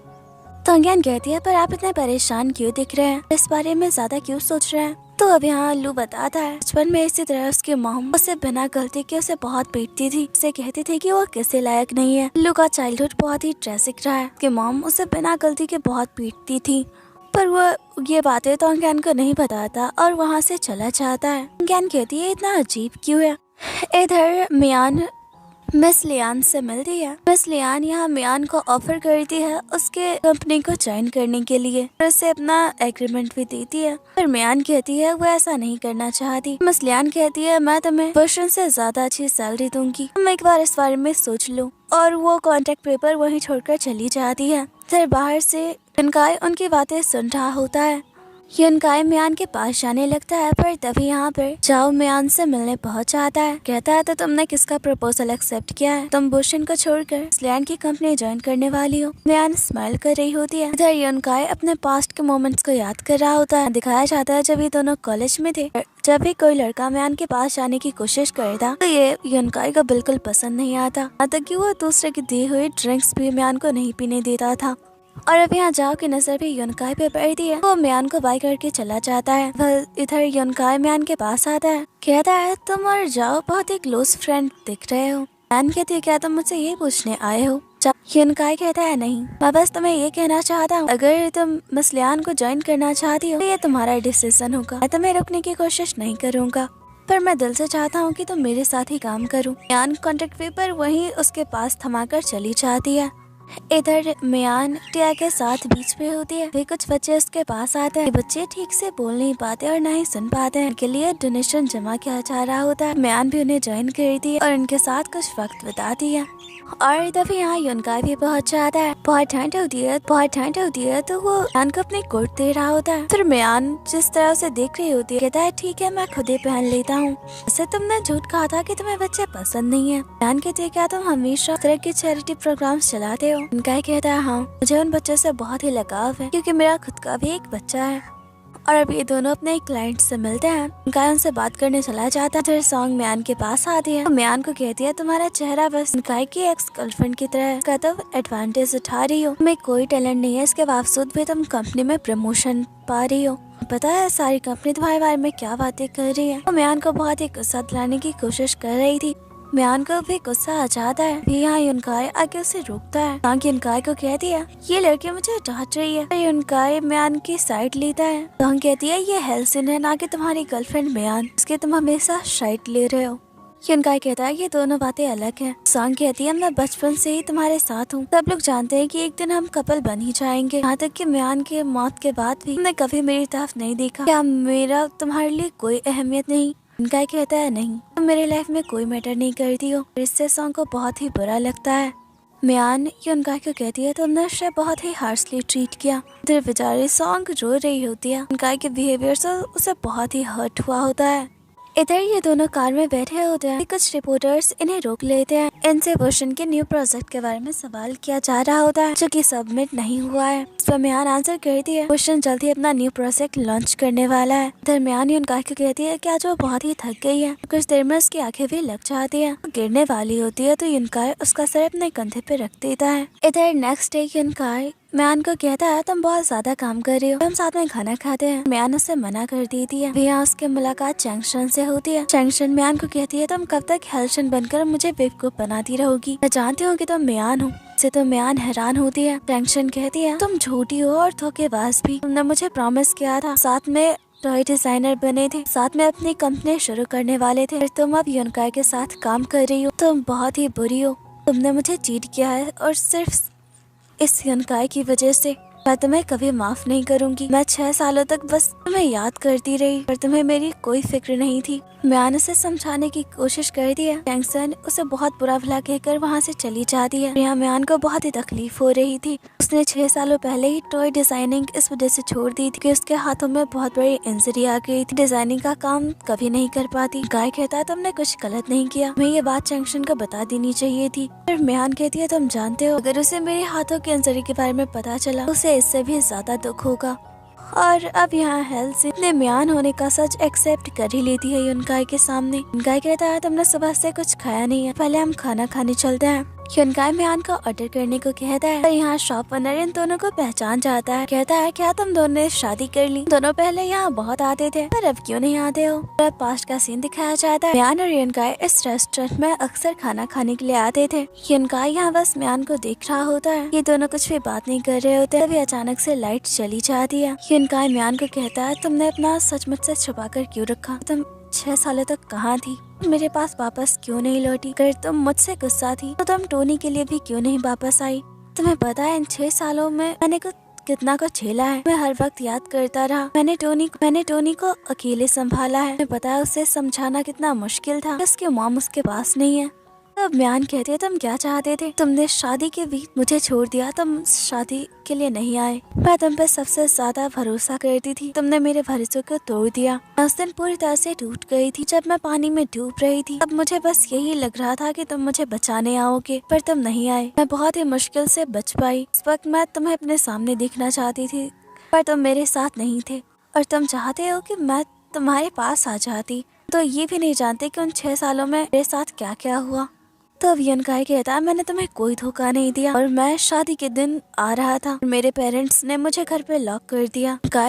म्यान कहती है झूठ मत बोलो, मुझे सॉन्ग ने सब कुछ बताया। मुझसे शादी नहीं करना चाहते थे, हमने बस अपनी फैमिली पे अपना गुस्सा निकालने के लिए शादी का फैसला किया था। युनकाई कहता है ये सब झूठ है, मैं तुमसे बहुत ही प्यार करता था। बड़ी मुश्किल से उस दिन घर से निकलने वाला था पर मॉम की तबीयत बहुत खराब हो गई थी, मुझे उन्हें हॉस्पिटल लेकर जाना पड़ा। और जब मैं तुमसे मिलने पहुँचा मुझे पता चला कि तुम्हारी पानी में डूबने से मौत हो गई है, पर मैंने उस पर कभी यकीन नहीं किया। तुम्हें ढूंढने की बहुत कोशिश की पर तुम मुझे नहीं मिली। म्यान कहती है तुम झूठ कह रहे हो। गाय कहता है प्लीज मेरा यकीन करो, जानता हूँ तुम मुझसे गुस्सा हो, प्लीज मेरे पास वापस लौट आओ। मैं और टोनी हर पल तुम्हारा इंतजार कर रहे हैं। तो म्यान का हाथ पकड़ता है पर तभी यहाँ लाइट आ जाती है। म्यान कहती है अब हम इस बारे में बात नहीं करेंगे और वो वहाँ से चली जाती है। इधर शॉप ओनर कहता है हमारी वाइफ तुमसे गुस्सा है क्या? दोनों के भी झगड़ा हुआ है। गाय कहता है बहुत बड़ा झगड़ा, इन सबका जिम्मेदार मैं ही हूँ। इधर म्यान को नींद नहीं आ रही होती है। नहीं, युनकाई को तो कह दिया कि वो झूठ कह रहा है, पर वो दिल से जानती है कि युनकाई सब कुछ सच कह रहा था और उन दोनों के बीच बहुत सारी गलतफहमियां हुई हैं। इधर सांग ने कुछ आदमियों को भेजा होता है ताकि वो म्यान को डरा सके, और म्यान उसे छुपा हुआ देख लेती है। सांग डर कर वहाँ से चली जाती है। इधर युनकाई भी म्यान के पास आता है, कहता है क्या तुम ठीक हो, और उससे हग कर लेता है। म्यान कहती है मैं ठीक हूँ। युनकाई कहता है मैं डर गया, कहीं तुम मुझे दोबारा छोड़कर ना चली जाओ। इधर म्यान सारी बातें तोंग्यान को बताती है। तोंग्यान म्यान को कहती है युनकाई सच कह रहा है, तुम्हें उसे माफ कर देना चाहिए। टोनी को तुम किस बात की सजा दे रही हो? तो छोटा बच्चा है जो अपनी मॉम को अपने पास वापस चाहता है। इधर उनकी ये बातें लू सुन लेता है। लू यहाँ तोंग्यान को कहता है तुम और हेल्सन बहुत अच्छे दोस्त हो। यहाँ वो तोंग्यान से गुस्सा होता है कि अगर वो जानती थी कि हेल्सन ही म्यान है, उसने ये बात उससे क्यों छुपाई। तोंग्यान भी नोटिस करती है कि लू उससे गुस्सा है। इधर म्यान के बिजनेस टाइकून से मिलती है। यहाँ सॉन्ग भी होती है। दरअसल ये सॉन्ग के ग्रैंडफादर है और ये सॉन्ग को जैसे ट्रीट नहीं कर रहे होते हैं। इधर सॉन्ग दिखती है, म्यान और युनकाई बात कर रहे होते हैं। उनकी बातों से उसे पता चल जाता है कि हेल्सन ही म्यान है और हेल्सन की म्यान होने वाली बात पता चल जाती है। यहाँ एक दिन पहले का सीन दिखाया जाता है। सॉन्ग ने युनकाई को वीडियो कॉल किया था, परसों उसका बर्थडे होता है। वो युनकाई को ये बात बताती है तो युनकाई उसे वक्त बर्थडे विश कर देता है। सॉन्ग कहती है कल रात तुमने मुझसे बहुत ही रूडली बात की थी, तो मैं इसके लिए माफ कर दूंगी, पर तुम्हें मेरे लिए बर्थडे गिफ्ट लेकर आना होगा। युनकाई कहता है मैं बहुत ही बिजी हूँ और कॉल कट कर देता है। फिर से कहानी प्रेजेंट में आती है। सॉन्ग को एहसास हो चुका है कि युनकाई उससे कभी भी प्यार नहीं करेगा। बेचारे का दिल टूट जाता है। इधर टिया मिस लियान को बताती है कि हेल्सन उसकी कंपनी को ज्वाइन नहीं करेगी। लियान कहती है मुझे लगता है हेल्सन ने यह फैसला बहुत ही जल्दबाजी में किया है। तुम उसे कहना कि मेरी कंपनी हमेशा उसके लिए खुली है, तब भी वो चाहे हमें ज्वाइन कर सकती है। इधर लू कहता है अब तक तोंग्यान ऑफिस क्यों नहीं आई। तो लड़की बताती है आप नहीं जानते, तोंग्यान शायद डेट पे जा रही है। अब ये सुनकर तो वो भी तोंग्यान के पीछे उसे फॉलो करने लगता है, पर तोंग्यान ये बात नोटिस कर लेती है। लू को कहती है आप यहाँ क्या कर रहे हैं। लू कहता है मैं बस यहाँ से गुजर रहा था। तोंग्यान कहती है मजाक बंद कीजिए, अब बताएं आप यहाँ क्या कर रहे थे, क्या आप मुझे फॉलो कर रहे हैं। और तभी यहाँ लू कहता है मुझे पता चला है कि तुम डेट पे जा रही हो। तोंग्यान कहती है क्या बकवास है। तभी यहाँ वो छोटा बच्चा आ जाता है जैसे कि लास्ट टाइम तोंग्यान ने जाया था। तोंग्यान लू को कहती है मैं बस इसकी मदद करना चाहती थी, इसलिए मैं इसके घर इसके मॉम को समझाने गई थी। अब यहाँ ये तीनों साथ में खाना खाते हैं। तोंग्यान लू को कहती है क्या आप मुझे कुछ कहना चाहते हैं। तो अब यहाँ लू तोंग्यान को बताता है कैसे बचपन से ही उसके मॉम से टॉर्चर करती आ रही है। बिना गलती के उसके मॉम उसे हमेशा डांटती और पीटती भी थी, और इस वजह से उसका बचपन बहुत ही ट्रेजिक रहा और वो अपने मॉम से बहुत डरता था। तोंग्यान को लू के लिए बहुत ही बुरा लगता है। लू कहता है मेरी मॉम कहती थी कि मैं प्यार डिजर्व नहीं करता, इसलिए वो मुझसे प्यार नहीं करती। पर यहाँ तोंग्यान उसे हक कर लेती है, कहती है आप प्यार डिजर्व करते हो, और वो उसे कंफर्ट करती है। लू तोंग्यान को कहता है अगर तुम मेरी स्टेप मदर बन जाओ मुझे फिर से माँ का प्यार मिल सकता है, कितने नाइस हो। पर ये सुनकर तो तोंग्यान पूरी तरह से शॉक होती है और वो गुस्से में वहाँ से चली जाती है। इधर लू तोंग्यान को अपने स्टेप मदर की जगह पे इमेजिन कर रहा होता है कि तोंग्यान उसकी कितनी केयर करेगी, उसे कितने प्यार से ट्रीट करेगी। फिर बेचारा तोंग्यान को पसंद करता है, उसके करीब जाने से खुद को नहीं रुक पाता। और यहाँ उसे एडमिट करना ही पड़ता है कि वो तोंग्यान से प्यार करने लगा है। इधर तोंग्यान भी लू के बारे में ही सोच रही होती है और वो तो लू से भी गुस्सा होती है, कहीं ना कहीं वो भी लू को पसंद करने लगी है। इधर युनकाई म्यान को हक करता है, कहता है क्या तुम परेशान हो। म्यान कहते नहीं मैं बिल्कुल ठीक हूँ। युनकाई कहता है कैसा रहेगा हम खाने के लिए चले। म्यान कहती है मैं अभी बहुत वैसे हूँ, अगर तुम्हें मेरे साथ वक्त बिताना है तो तुम्हें मेरा इंतजार करना होगा। तब बेचारा वहीं बैठकर म्यान के लाइव स्ट्रीमिंग देख रहा होता है।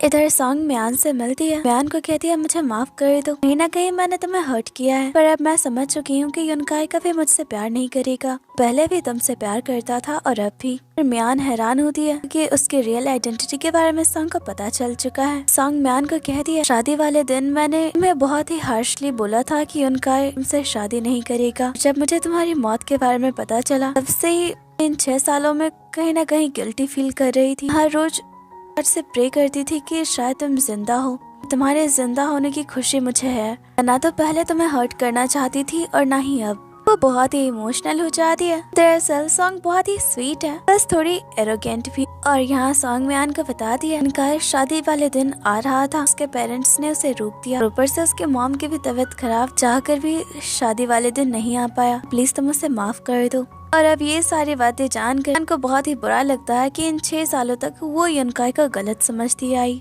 वो युनकाई के साथ बिताए पलों को याद करने लगती है। इधर आज देखते हैं बहुत बड़ा इवेंट है, बहुत सारी कंपनी के लाइव स्ट्रीमर्स भी आए होते हैं, इसमें म्यान को भी हिस्सा लेना होता है। पर इंटरव्यू के दौरान रिपोर्टर्स म्यान से सवाल करते हैं वो फेमस लाइव स्ट्रीमर रेम भी है और साथ में फेमस डिजाइनर हेल्सिन, ये कैसे हो सकता है। यहाँ दूसरा रिपोर्टर कहता है तुम रियल हेल्सिन नहीं हो। उसके आइडेंटिटी पे सवाल उठने लग जाते हैं। म्यान बहुत ही घबरा जाती है, उसके पास कोई जवाब नहीं होता। और तभी यहाँ पर युनकाई आ जाता है। वो इन रिपोर्टर्स को रुकता है और म्यान के बिहाफ में खुद ही सारे सवालों के जवाब देने लगता है।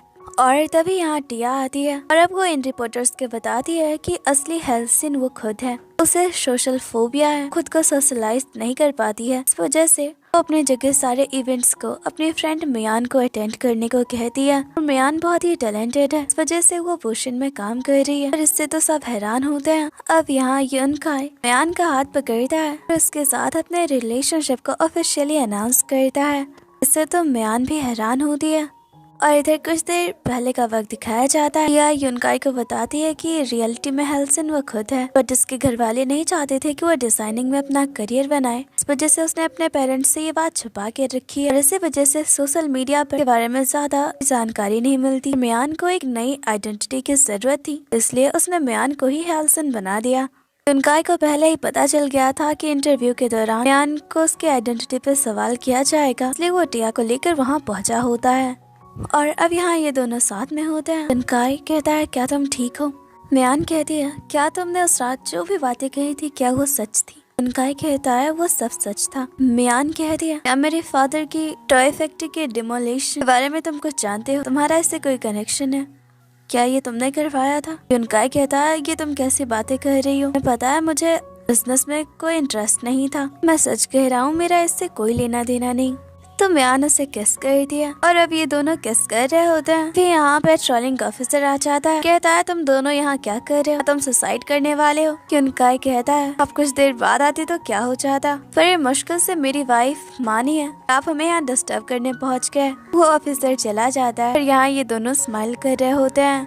अब ये दोनों घर पहुंच जाते हैं, इनका रोमांस चल ही रहा होता है। फिर यहाँ पर टोनी मॉम डैड कहते हुए पहुंच जाता है। फिर मेड आती है, टोनी की आंखों को बंद कर दिया, कहती है तुम सपना देख रहे हो और उसे लेकर चली जाती है। हाँ तो म्यान बहुत ही एम्बेरस होती है।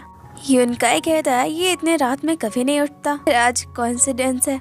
ये दोनों साथ में नाइट स्पेंड करते हैं। युनकाई म्यान को कहता है तब मैंने तुम्हें दोबारा देखा, मैं बहुत खुश हुआ तुम्हें जिंदा देखकर, जितना हार्शली तुम मुझे ट्रीट कर रही थी उससे मुझे बहुत दुख होता था। म्यान कहती है हम इस बारे में बात नहीं करेंगे, वैसे भी अब हम साथ हैं। सुबह युनकाई की आंखें खुलती है, म्यान को सोया देख रहा होता है और वो बहुत खुश भी होता है। इधर युनकाई खाना बना रहा होता है, तभी टोनी आ जाता है और कहता है डैड क्या आपने ये सब मेरे लिए बनाया है।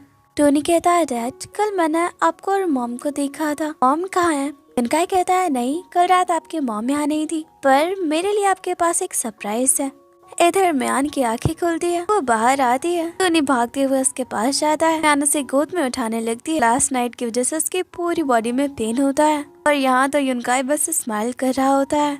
म्यान टोनी को अपनी गोद में बिठाती है और अब यहाँ टोनी को युनकाई कहता है आपका सरप्राइज यही है कि आपकी मॉम हमेशा के लिए आपके पास आ चुकी है, आपकी मॉम आपके साथ ही रहने वाली है। इससे तो टोनी बहुत ही खुश होता है। म्यान टोनी को कह दिया बेटा मुझे माफ कर दो, मॉम इतने सालों तक आपके पास नहीं थी। टोनी कहता है कोई बात नहीं, पर आप प्रॉमिस करो आप मुझे छोड़कर नहीं जाओगे। और इसी के साथ इनकी हैप्पी फैमिली कंप्लीट हो चुकी है। युनकाई बहुत ही खुश होता है, वो लू से मिलने आता है। लू यहाँ औरतों को समझने के लिए किताब पढ़ रहा होता है, इससे तो वो हैरान होता है और कहता है मुझे लगता है तुम ज्ञान को समझने की कोशिश कर रहे हो। लू कहता है ये तुम क्या कह रहे हो।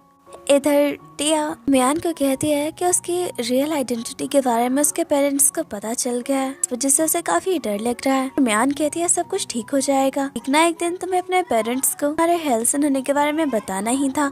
इधर म्यान चाव से मिलती है, चाव कहता है मैंने देखा है तुम और युनकाई अब ऑफिशियली कपल हो तो अब तुम अपने बदले को भूल कर के पास वापस चली गई। म्यान कहती है तुम्हें इस बारे में बोलने का कोई हक नहीं है। मैंने कल रात तुम्हें इंटरव्यू के दौरान देखा था। तुम ही वो इंसान हो जिसने मेरे हेल्सन होने की आइडेंटिटी पे सवाल उठाया था। मैंने रिपोर्टर्स को बताया था मैं रियल हेल्सन नहीं हूँ। तुमने ये सब जानबूझकर किया था। इसके बावजूद तुम मुझसे उम्मीद करते हो कि मैं तुम्हारा साथ दूंगी। और जाओ तो ये सब सुनकर हैरान होता है कि रियलिटी में उसी ने ये सारी प्लानिंग की थी। म्यान जाओ को कहती है सालों से हम दोनों साथ हैं। मैंने हमेशा तुम्हें अपने छोटे भाई की तरह ट्रीट किया है। अगर तुम ऐसे हरकतें करते रहे मैं तुम्हारी गलतियों को माफ नहीं करूंगी। और वो वहाँ से चली जाती है। और तभी यहाँ जाओ के पास कुछ आदमी आते हैं। यहाँ जाओ को म्यान की छोड़कर जाने वाली बात से बहुत परेशानी होती है। यहाँ उसके बचपन के मोमेंट्स दिखाए जाते हैं। यहाँ उसकी मॉम भी उसे अच्छे से ट्रीट नहीं करती। उसकी मॉम कहती है तुम किसी भी लायक नहीं हो। तुम युनकाई को कभी रिप्लेस नहीं कर पाओगे। यहाँ पता चलता है जाओ युनकाई का स्टेप ब्रदर है। बेचारा बचपन से ही युनकाई से कम्पीट करने की कोशिश करता आ रहा है। बस खुद को प्रूव करने की कोशिश कर रहा है वो युनकाई से बेटर है। युनकाई को इससे कभी कोई फर्क नहीं पड़ा। और तोंग्यान बैठी होती है तभी लू उसके पास आता है। उसकी नजर रखे कप्स पे जाती है। तो कहता है क्या ये मेरे लिए है। तोंग्यान कहती है क्या आपको मुझसे कोई काम है। और लू एक कप उठाकर वहाँ से चला जाता है। तोंग्यान तो हैरान होती है कहती है ये कप्स तो मेरे थे। इधर लू तो बहुत ही खुश होता है। उस कप को तोंग्यान का दिया हुआ गिफ्ट समझकर स्माइल कर रहा होता है। फिर वो उस कप के बारे में सर्च भी करता है। फिर यहाँ तोंग्यान आ जाती है। लू यहाँ बहुत ही ब्लश कर रहा होता है। तोंग्यान कहती है क्या आपकी तबीयत ठीक है क्या मैं डॉक्टर को बुलाऊं। लू तोंग्यान को कहता है ये कुछ डॉक्यूमेंट्स है अब मुझे इनकी जरूरत नहीं है तो तुम इन्हें वाइस प्रेसिडेंट तक पहुँचा देना। वैसे मैं एक मीटिंग के लिए जा रहा हूँ। यहाँ तोंग्यान उसे कुछ कहना चाहती है पर रुक जाती है। तो लू भी बाहर चला जाता है पर वो बहुत ही खुश होता है। बेचारे को लग रहा है कि तोंग्यान भी उसे पसंद करने लगी है। इधर तोंग्यान उन डॉक्यूमेंट्स के कॉपीज निकाल रही होती है। भी उसे एक पेपर मिलता है जो कि म्यान के फादर की टॉय फैक्ट्री के डिमोलिशन पेपर्स होते हैं। इस पे लू के सिग्नेचर होते हैं। इससे तो पूरी तरह से शॉक रह जाती है। इधर म्यान युनकाई के साथ अपने फादर की टॉय फैक्ट्री पे आई होती है। भी यहाँ उसे तोंग्यान का कॉल आता है। तोंग्यान उसे सब कुछ बता देती है। म्यान युनकाई को कहती है तुमने मुझसे झूठ कहा था। मेरे फादर की फैक्ट्री को डिमोलिश करने में तुम्हारे भाई लू का हाथ है और तुम बस अपने भाई को बचाने की कोशिश कर रहे थे। युनकाई कहता है ये तुम कैसी बातें कर रही हो ये नहीं हो सकता और मुझे इस बारे में कुछ भी पता नहीं था और लू को मैं बचपन से जानता हूँ। मैं गलत फहमी हो रही है। उसने तो खुद अपनी मेहनत से अपना खुद का बिजनेस खड़ा किया है। उसका तुम्हारे फादर की टॉय फैक्ट्री को बर्बाद करने से कोई लेना देना नहीं है। और यहाँ इन दोनों के बीच आर्गुमेंट बढ़ने लग जाता है। म्यान युनकाई को कहती है एक बार फिर तुमने मुझे धोखा दिया और वो वहाँ से जाने लगती है। तो यहाँ कुछ सामान उसके ऊपर गिरने वाला होता है। युनकाई म्यान को बचाने की कोशिश करता है और यहाँ उसे काफी चोट लग जाती है। इधर हॉस्पिटल का सीन दिखाया जाता है। लू युनकाई को दूसरे हॉस्पिटल में शिफ्ट कर रहा होता है। कहती है तुम ऐसा क्यों कर रहे हो। लू कहता है पहली बात मेरे भाई की ये हालत तुम्हारी वजह से है और दूसरा ये कि तुम अभी उसके वाइफ नहीं हो। तुम्हें लगा कि मैंने और मेरे भाई ने तुम्हारे फादर की टॉय फैक्ट्री को डिमोलिश करवाया है और इसी वजह से तुम 6 सालों तक युनकाई और अपने बच्चे से दूर रही। मैं यहाँ सिर्फ बदला लेने आई थी। तुम्हारा टोनी या युनकाई के पास वापस लौटने का कोई इरादा नहीं था। अब तुम्हें उसकी फिक्र करने की कोई जरूरत नहीं है। वैसे भी मेरे भाई ने 6 सालों तक टोनी को अकेले संभाला है। वो कितने मुश्किल हालातों से गुजरा है ये सब मैंने देखा है और वो सब सिर्फ तुम्हारी वजह से। हमेशा वो तुम्हें याद करता रहा और तुम तो बस अपने बदले के बारे में ही सोच रही थी। अच्छा होगा कि तुम मेरे भाई से दूर रहो। म्यान कहती है तुम बहुत ज्यादा बोल रहे हो। लू कहता अभी तो मैंने बोलना भी शुरू नहीं किया। मेरा भाई तुम्हारे प्यार में पागल हो चुका था। तुम्हारी मौत की खबर से वो पूरी तरह से टूट गया था पर फिर भी उसने इस बात पे यकीन नहीं किया। सिर्फ वही था जिसके दिल में उम्मीद थी कि तुम जिंदा हो। उसने कभी भी तुम्हें ढूंढना बंद नहीं किया। वो लोगों के सामने तो दिखाता है कि वो बहुत ही कूल बहुत ही एरोगेंट है। अपनी लाइफ को बहुत अच्छे से जी रहा है। तुम्हारी मौत के बाद वो अंदर से पूरी तरह से टूट चुका था। उसने टोनी के लिए सिर्फ खुद को संभाला। यहाँ म्यान के पास कोई जवाब नहीं होता। सीन चेंज होता है। म्यान युनकाई के पास बैठी होती है। कहती है मुझे माफ कर दो। तुम्हारी इस हालत की जिम्मेदार मैं हूँ। मैंने तुम पर कुछ ज्यादा ही गुस्सा कर दिया पर मैं तुम्हें प्रॉमिस करती हूँ कि अब मैं तुम्हें छोड़कर नहीं जाऊंगी। इधर लू तोंग्यान के साथ बैठा होता है। उसे लग रहा है कि तोंग्यान उसे डेट के लिए पूछने वाली है। तोंग्यान उससे सवाल कर दिया क्या म्यान के फादर की फैक्ट्री को डिमोलिश करवाने का ऑर्डर उसने दिया था। इससे तो लू शॉक होता है। कहता है नहीं ये मैंने नहीं किया। मुझे तो इस बारे में कुछ पता भी नहीं था। ये ऑर्डर्स अंकल जाओ ने दिए थे। मैं उस वक्त सिर्फ डिपार्टमेंट को संभालता था। पेपर्स पलट कर देख सकती हो, मेरे बाद यहाँ अंकल जाओ के साइन होंगे। और अब तो ज्ञान समझ जाती है कि इसमें लू का कोई हाथ नहीं है। वो कहता है क्या तुम्हें मुझसे कोई और सवाल करना है? ज्ञान कहते हैं क्या आज रात हम डिनर पे चले? लू कहता है नहीं, मेरे सर में दर्द है, और वो वहाँ से चला जाता है। ज्ञान समझ जाती है कि लू उससे गुस्सा है।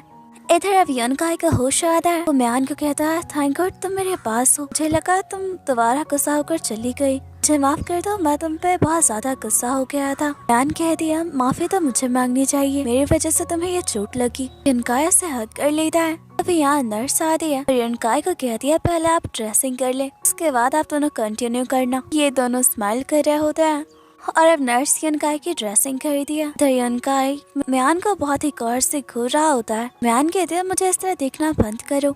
इधर कार में भी यनकाई बस म्यान को देख रहा होता है। म्यान कहती है क्या तुम्हें आराम नहीं करना? वैसे तुमने मुझे पहले क्यों नहीं बताया? जाओ तुम्हारा स्टेप ब्रदर है। यनकाई कहता है मेरी मॉम की मौत के बाद मेरे फादर ने जाओ के मॉम से दूसरी शादी की थी। जाओ मुझसे बहुत ही छोटा है और उसे और उसकी मॉम को हमारी फैमिली में कभी भी अपनाया नहीं गया और न ही उन्हें अच्छे से ट्रीट किया गया। इस वजह से जाओ मुझे पसंद नहीं करता और न ही उसकी मॉम। जाओ हमेशा से मुझे रिप्लेस करने की कोशिश करता आया है, पर मैंने ज्यादा इस बात को तवज्जो नहीं दी।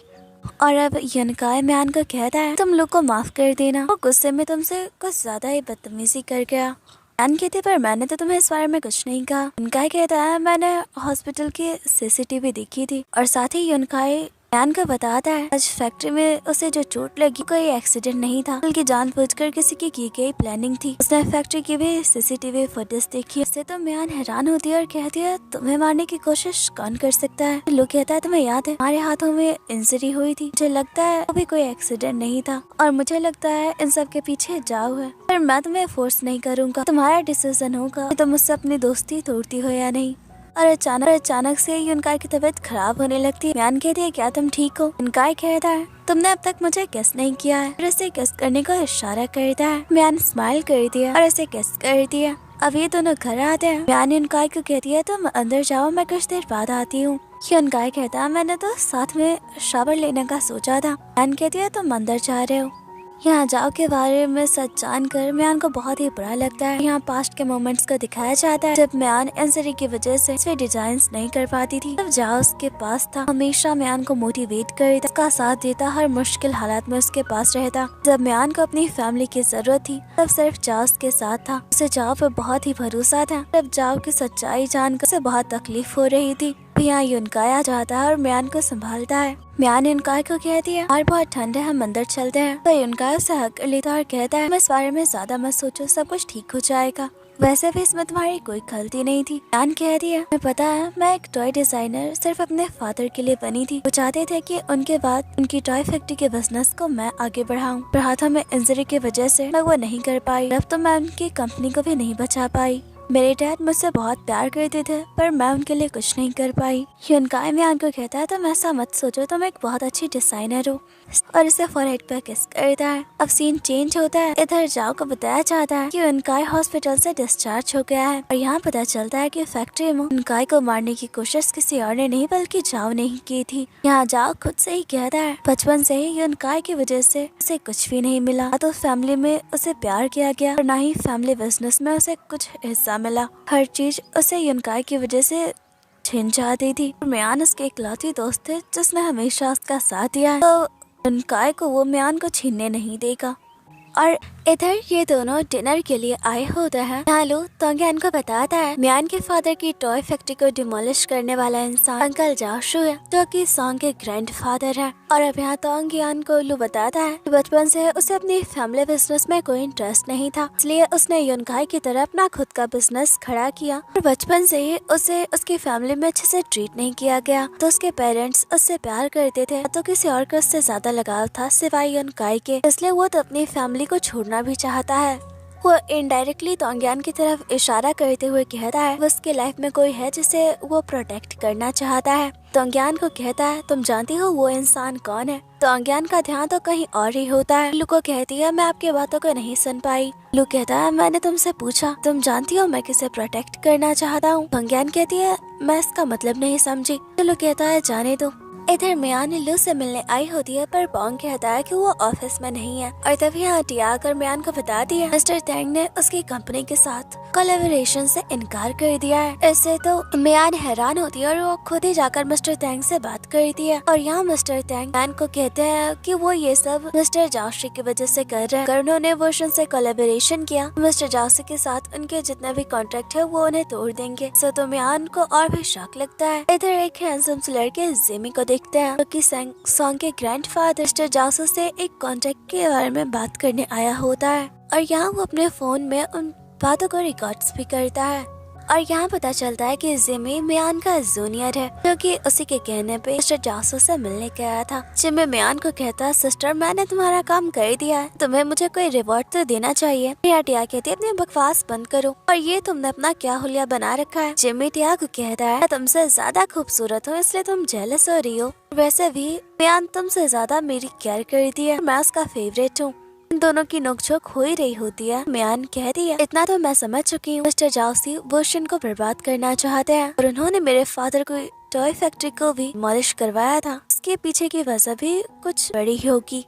इधर मियान युनकाई से बात कर रही होती है। जिमी जानबूझकर मियान से इस तरह बातें करता है कि लगे कि मियान उससे ज्यादा किसी और की केयर नहीं करती। इससे तो युनकाई हैरान होता है। युनकाई मियान को पिक करने आया होता है। जिमी युनकाई को बिल्कुल भी पसंद नहीं करता कि पास्ट में मियान के साथ जो कुछ भी हुआ वो सब जानता है। युनकाई भी इस बात को नोटिस करता है। जिमी युनकाई को बहुत ही रूडली ट्रीट कर रहा होता है। मियान उसे कहती है कि तुम्हारे जीसू है तो तुम्हें अच्छे से बिहेव करना चाहिए।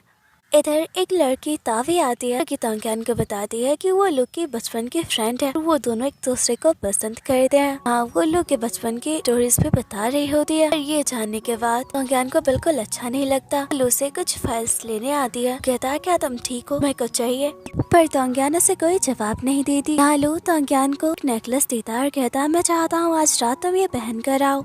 इधर मियान और युनकाई क्लब आए होते हैं। युनकाई मियान को डांस करने को कहता है। मियान कहती है जानते हो ना हम यहाँ किसी काम से आए हैं, रोशन तुम्हारी कंपनी है पर तुमसे ज्यादा मेहनत तो मुझे करनी पड़ती है। युनकाई कहता है सब कुछ तुम्हारा ही तो है। इधर युनकाई बैठा होता है तब एक लड़की आकर उसे फ्लर्ट करने लगती है, पर ये बात मियान से बर्दाश्त नहीं होती। वो उनके बीच जाकर बैठ जाती है तो वो लड़की मियान को कहती है तुम्हारा दिमाग खराब हो गया, तुम देख नहीं रही हो मैं इससे बात कर रही हूँ और तुम आकर बीच में बैठ गई हो। मियान कहती है तुम इससे बात नहीं कर सकती।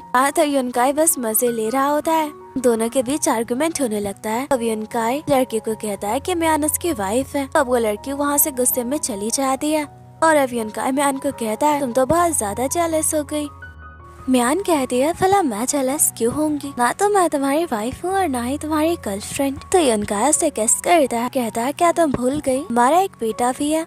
तो अब मियान युनकाई को कहती है इन 6 सालों में तुमने तो बहुत सारी लड़कियों को डेट किया होगा, बहुत सारी लड़कियाँ तुमसे अट्रैक्ट होकर तुम्हारे पास आती होंगी। युनकाई कहता है ऐसा नहीं है, इन 6 सालों में मैंने कभी भी किसी को डेट नहीं किया, मैं सिर्फ तुमसे प्यार करता हूँ। तुम्हें पता है तो मेरे आसपास के लोगों को ये लगने लगा है कि मैं गे हूँ इसलिए किसी को डेट नहीं करता। इससे तो मियान हैरान होती है, कहती है मैंने तुम्हें बहुत हर्ट किया है। युनकाई कहता है तुम उसकी भरपाई कर सकती हो और मियान उसे किस करती है। ये दोनों कुछ देर इसी तरह बातें करते हैं। युनकाई मियान के करीब जा रहा होता है। मियान कहती है क्या कर रहे हो। युनकाई कहता है दूसरी तरफ देखो, यहाँ सॉन्ग के ग्रैंडफादर होते हैं कि कुछ लोगों के साथ आए होते हैं। मियान युनकाई को कहती है तो अब हमें अपना प्लान शुरू करना चाहिए। इधर देखते हैं मियान ने एक वेटर का ड्रेसअप कर लिया होता है और उन लोगों के रूम में आ जाती है। इधर युनकाई बाहर मियान का वेट कर रहा होता है। इधर मियान इन लोगों की बातें सुन रही होती है पर यहाँ एक आदमी मियान को कहता है बहुत देर से यहाँ क्या कर रही हो, क्या तुम हमारी बातें सुन रही हो। यहाँ मियान घबरा जाती है। ये मैनेजर आता है और वो मियान को डांटता है, इससे तो मियान और भी डर जाती है सब उसे पहचान ना ले। मैनेजर मियान को वहाँ से बाहर ले जाता है। यहाँ युनकाई होता है, युनकाई को कहता है तुम्हारा काम हो गया और वहाँ से चला जाता है। मियान युनकाई को कहती है तुमने तो मुझे डरा ही दिया था, मुझे लगा कि उस मैनेजर ने मुझे पकड़ लिया। युनकाई कहता है मुझे तुम्हारी फिक्र हो रही थी इसलिए मैंने उसे अंदर भेजा तुम्हें लाने के लिए। और तभी यहाँ मियान को चाव का कॉल आता है। युनकाई उससे फोन ले लेता है, कहता है तुम्हारे काम का टाइम खत्म हो चुका है तो अब हम घर जाने वाले हैं। नेक्स्ट डे ये दोनों मिस्टर जासू से मिलते हैं। तो युनकाई मियान को कहता है आज तुमने बहुत ही स्मार्टली बात की। मियान कहती है इनकी सच्चाई जल्दी प्रूफ के साथ सबके सामने लाएंगे। और इधर देखते हैं चाव भी मिस्टर जासू के साथ मिला हुआ है। इन दोनों का ही मकसद वो शिन को बर्बाद करना है। इधर म्यान और योनकाई को पता चल चुका है कि जाओ मिस्टर जासू के साथ मिला हुआ है। योनकाई म्यान को कहता है उसने हमेशा मुझे फैमिली बिजनेस से निकालने की कोशिश की है, इसमें वो नाकाम होता आया है। मैंने उसे कई बार ये बात समझाने की कोशिश की हम साथ में भी काम कर सकते हैं, पर वो मेरी बात कभी नहीं माना। तभी यहाँ योनकाई को मैसेज आता है टोनी की तबीयत खराब है, उसे हॉस्पिटल लेकर जाया गया है। इससे तो ये दोनों परेशान हो जाते हैं। इधर योनकाई आंट को कहता है मॉम डैड अब तक क्यों नहीं आए, कहती वो आने वाले होंगे। तभी यहाँ योनकाई और म्यान पहुँच जाते हैं। म्यान टोनी को कहती है आप ठीक हो? टोनी कहता है हाँ मॉम मैं बिल्कुल ठीक हूँ। और अब इधर आंट योनकाई को बता दिया घबराने वाली बात नहीं है। टोनी ने स्कूल में कुछ स्नैक्स खा लिए थे जिससे उसकी तबीयत थोड़ी खराब हो गई, पर वो बिल्कुल ठीक है। इधर टोनी ने तो अपनी जगह म्यान को बेड पे बिठा दिया होता है। अभी यहाँ योनकाई आता है, म्यान नीचे उतरने लगती है। योनकाई कहता है तुम बहुत थक गई हो तो थोड़ा आराम कर लो। म्यान कहती है तुम दोनों फादर सन मेरी बहुत केयर कर रहे हो, चाहे तो मैं काम भी नहीं कर पाऊंगी। इधर योनकाई टोनी को कहता है को हमेशा अपने मॉम का ख्याल इसी तरह रखना है। टोनी कहता है ओके डैड। यहाँ म्यान योनकाई को कहती है ये तो वही हॉस्पिटल है जहाँ मेरी डिलीवरी हुई थी, इसी हॉस्पिटल में तो टोनी हुआ था। योनकाई कहता है तभी टोनी की तबीयत खराब होती है, मैं उसे इसे हॉस्पिटल में लेकर आता हूँ, यहाँ से हमारी बहुत सारी यादें जुड़ी है। और अब पास्ट का सीन दिखाया जाता है जब म्यान प्रेग्नेंट थी। ये दोनों हॉस्पिटल में होते हैं। यहाँ योनकाई और म्यान दोनों ही अपने होने वाली बेबी क्या नाम रखेंगे इस बारे में सोच रहे होते हैं। म्यान योनकाई को कहती है क्या तुमने बेबी के लिए कोई नाम सोचा है? योनकाई कहता है वो बहुत ही क्यूट होगा, क्यों ना मैं उसका नाम डम्पलिंग्स रखूं। पर म्यान कहती है नहीं हम उसे टोनी कहकर बुलाएंगे। इस तरह इन दोनों ने अपने बेबी का नाम रखा था। इधर इन दोनों की बातें सुनते सुनते तो टोनी की आंखें लग गई होती है। योनकाई म्यान को कहता है मेरे पास तुम्हारे लिए कुछ सरप्राइज है। उसने मिस्टर सॉन्ग यानी जाओशो की सारी बातें रिकॉर्ड कर ली थी। म्यान कहती है अब मैं उन्हें सबक सिखाऊंगी। और अब म्यान कहती है ये सब बातें छोड़ो, पहले हम टोनी को घर लेकर चलते हैं। इधर सीन चेंज होता है, लू तोंग्यान का वेट कर रहा होता है और तभी यहाँ तोंग्यान उसका दिया हुआ नेकलेस ड्रेस पहन कर आई होती है। लू की नजर उस पर से हट ही नहीं रही होती। तब यहाँ तोंग्यान देखती है लू तो बहुत ज्यादा ड्रंक है।